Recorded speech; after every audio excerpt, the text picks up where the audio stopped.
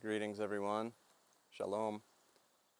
In this video, I will discuss 15 key beliefs of the Ebionites as found in two books by Keith Akers.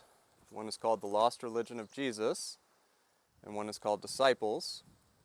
And these are two of my favorite books, especially as it concerns the Ebionites, Jewish Christianity, and Christian vegetarianism.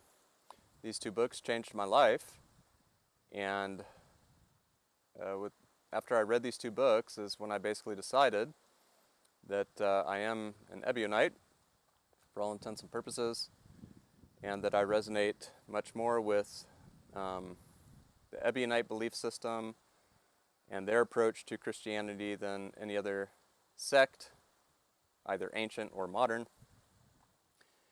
And it had always bothered me a bit that many of the Christian mystics that I admire, like Meister Eckhart, Teresa of Avila, and some of the more modern ones, all belong to the Catholic Church. Saint Francis of Assisi, they all unfortunately belong to the Catholic Church, which is a terrible tragedy, in my opinion. The Catholic Church is responsible for so many abuses that it would take another YouTube channel and years to go through, their history of abuse and corruption.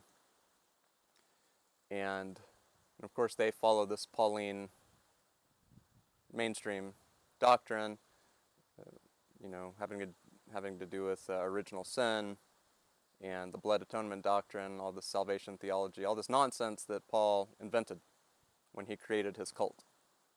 And so they're part of that pseudo-Christian Pauline cult, and it's just a really corrupt organization and a profiteering organization.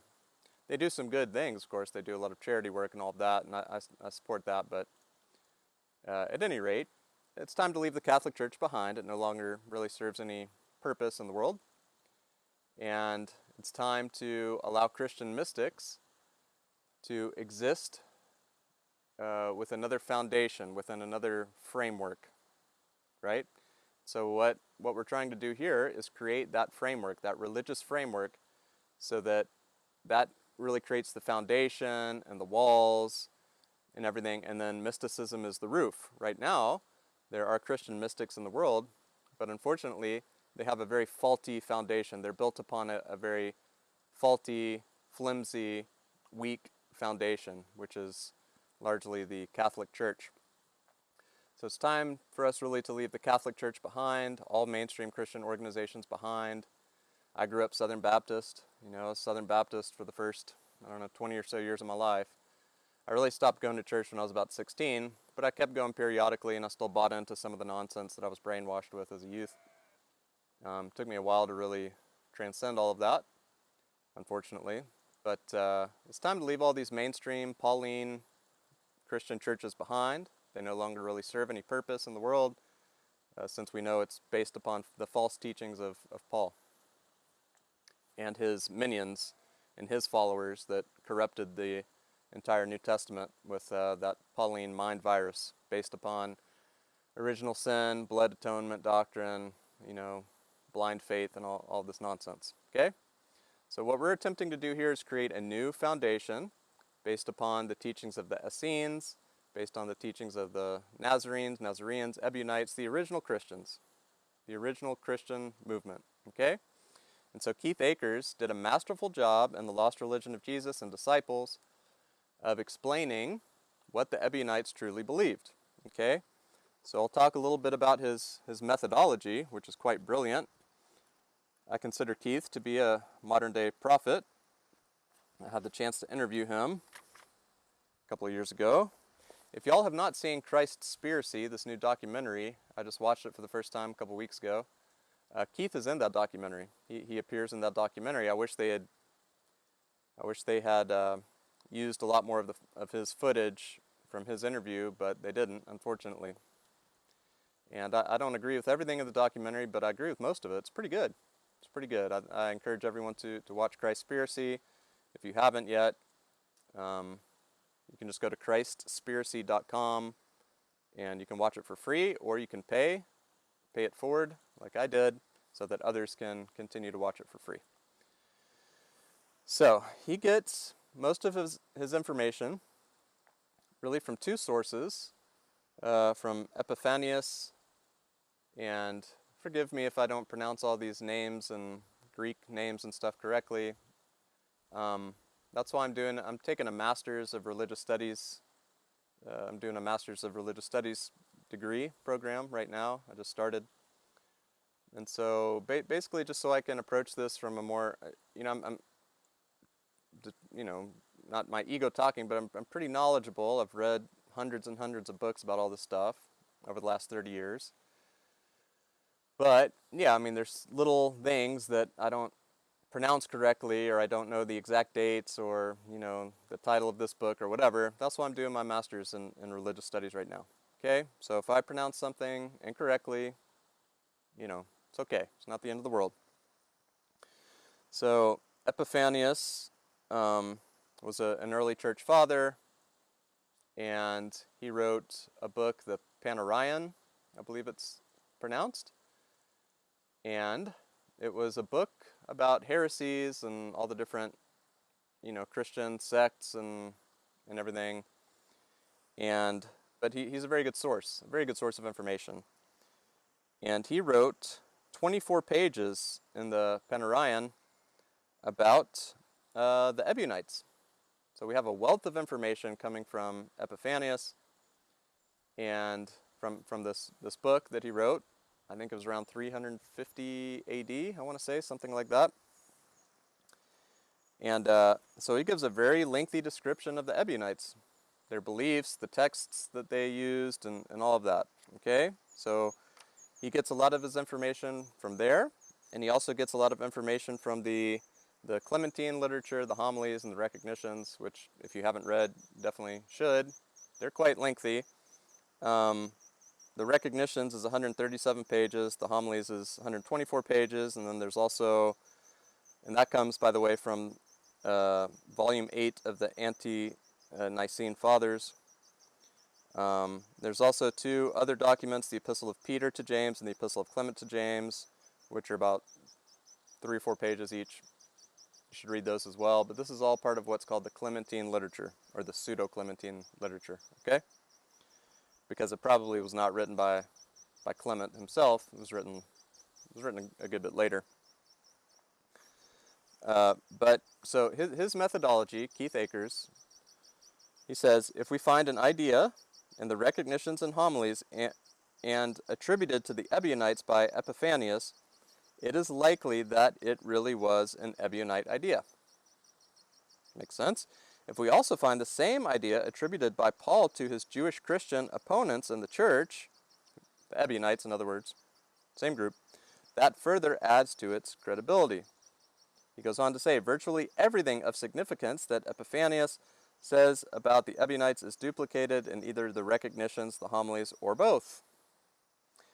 And he says, in fact, the correspondence is so remarkable that one is tempted to say that maybe copies of the recognitions and homilies have fallen into Epiphanius' hands, and that Epiphanius is just reading them as Jewish Christian documents. However, this appears quite unlikely. Epiphanius, who seems to just dump everything in front of him onto the reader, mentions the Ebionite documents he has seen. Their gospel, okay, the gospel of the Ebionites, the travels of Peter, an Ebionite Acts of the Apostles, and the ascents of James. All of these documents are lost to history, but most likely the recognitions and homilies are based on or copy from these Ebionite writings. I would say he says most likely, I'd say they definitely come from that. After all, they do mention James, they do describe some of Peter's travels, and they do contain lots of Ebionite ideas. It's quite likely that the documents Epiphanius knows about have somehow been incorporated wholly or in part into the recognitions and homilies. He's being modest here with his arguments. And then he says, the recognitions and homilies are probably based on earlier Jewish Christian documents to which Epiphanius refers. This multiple attestation validates much of what Epiphanius says. It means that anything mentioned by Epiphanius that is also found in the recognitions or homilies is almost certainly an Ebionite idea. Again, he uses words like probably, almost certainly, most likely. He doesn't want to go all the way, but I'll go all the way. Yeah. So definitely, the Ebionite Gospel, the Travels of Peter, the Ebionite Acts of the Apostles, the Ascents of James. These were copied by scribes, by early church fathers and everything, and eventually became what we now know as the recognitions and homilies that were written much later, probably in the 3rd century AD. Okay, but these other documents come from the 1st and 2nd centuries. So these are early Christian documents that are lost to history, but that have been preserved by means of the recognitions and homilies, you see. Okay, so that's his methodology. If we find it in the recognitions and homilies, and it's backed up by what is said about the Ebionites and the Panarion of Epiphanius, and also if it's something that Paul mentions about the Jewish Christian groups that he was opposed to, because he was trying to convert all those people into his form of Christianity, this cult that he invented. Okay, so if it has all 3 of those criteria, it's most likely an Ebionite idea. There were other church fathers as well that wrote about the Ebionites, not just Epiphanius. We also have Irenaeus, Hippolytus, okay, and others. And so on page 31 of Disciples, in table 3.1, 3-1, he gives a guide to the Jewish Christian or Ebionite beliefs, okay? And he uses as his criteria Paul, Acts from the New Testament, Irenaeus, Hippolytus, the recognitions, the homilies, and Epiphanius. Okay? And so they don't all agree on every single point. I'm going to give you 15 beliefs here, but most of them agree on most of these. Okay? So, the first belief is that there's one God, one Creator. Okay? Simple enough. There's one God, it's monotheistic, there's one Creator. Jesus is the true prophet. Okay? So Yeshua is the true prophet. They don't see him as a savior necessarily, but as the anointed one, as the true prophet. In other words, he was the true messenger of God. His message is the correct message. All the other messengers before him were flawed somehow. So he is the true prophet, the true messenger of God. Jesus is not God, okay, is the third belief. So that's important. They don't have a high Christology. In other words, they don't think that Jesus is himself God. They believe that he is a messenger of God, a sort of avatar or incarnation of God, because the fourth belief is that Christ in Adam appears throughout history. So in other words, Christ has appeared before.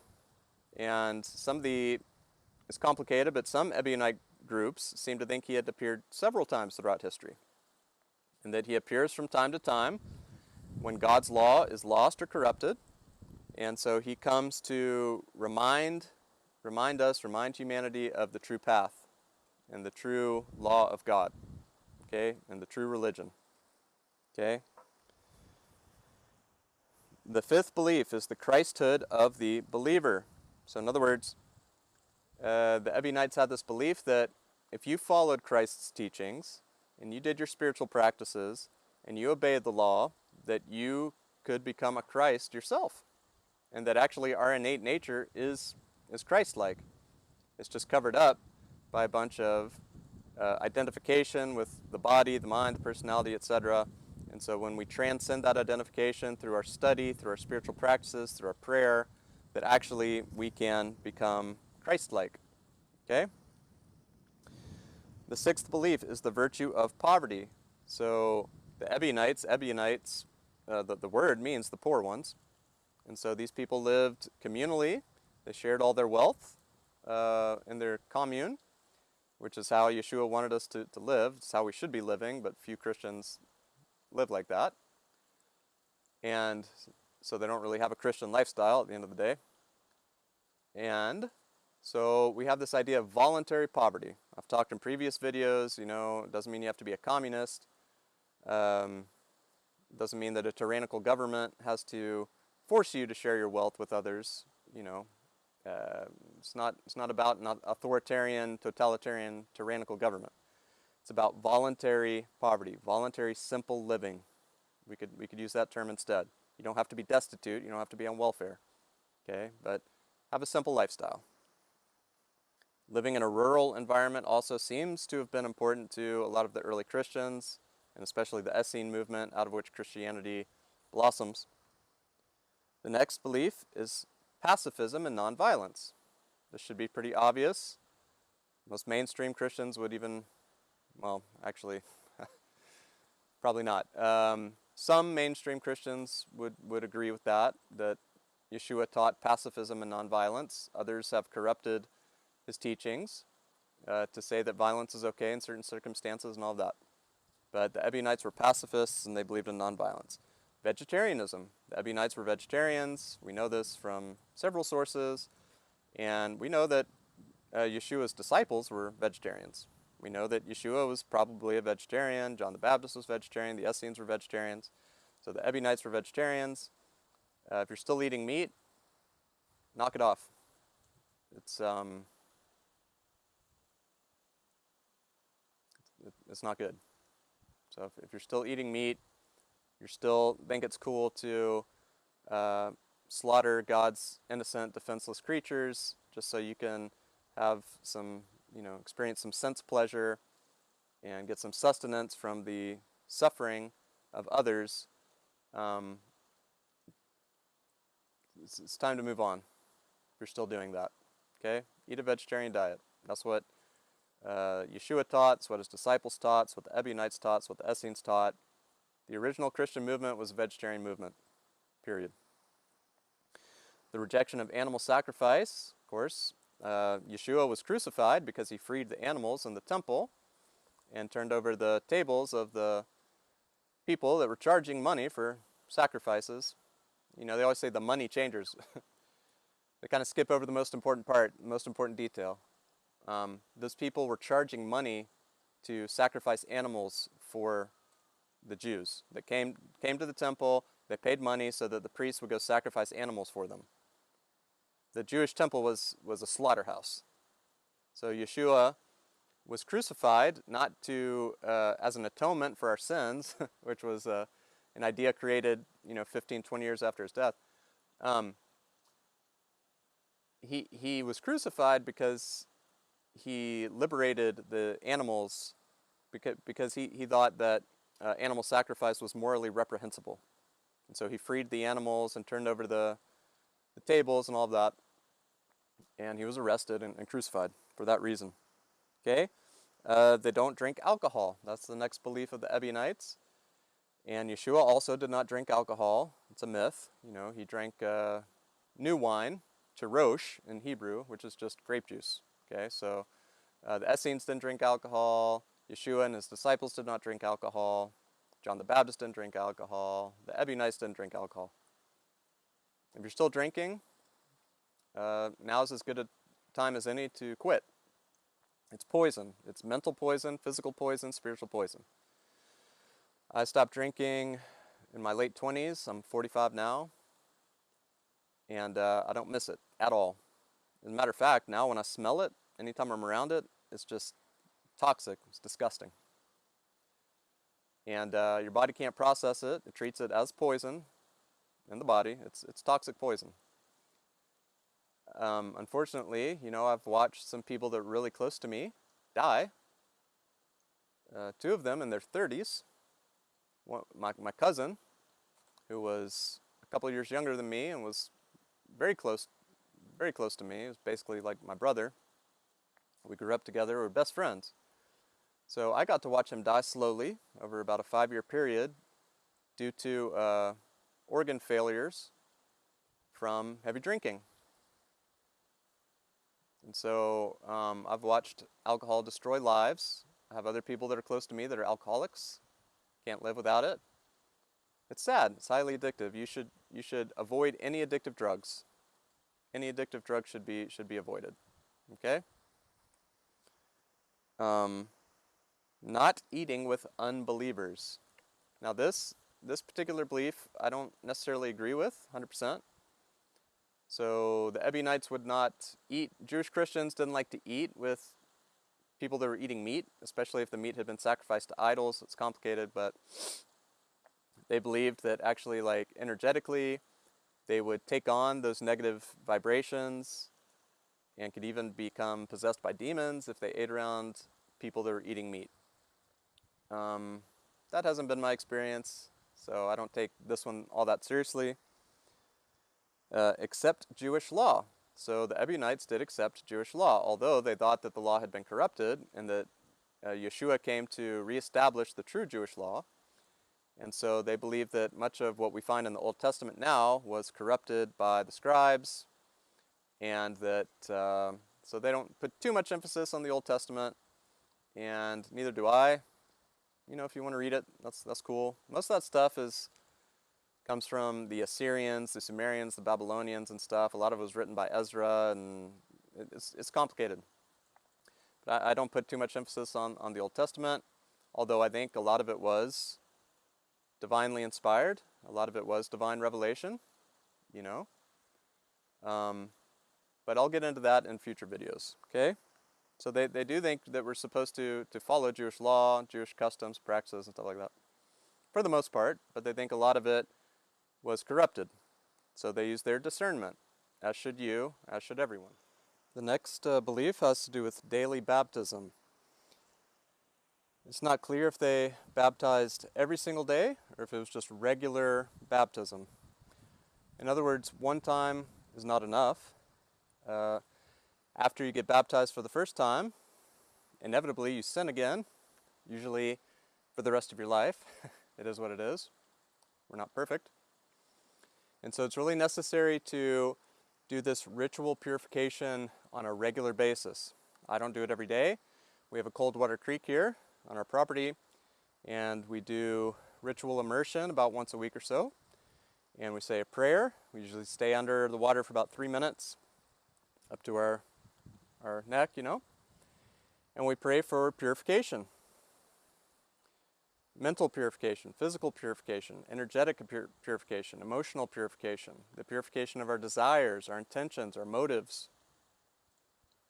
And so we do this as a symbolic act, but cold water therapy, as it turns out, is real good for you on many different levels, okay?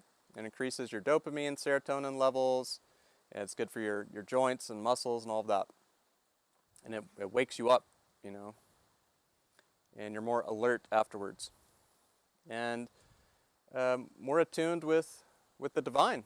You know, I feel closer to God after I do these ritual baptisms. Okay, so that was a very important part of the Essene practice, and you know, John the Baptist, obviously, Yeshua, his disciples, and the Ebionites. They continued practicing this ritual purification regularly.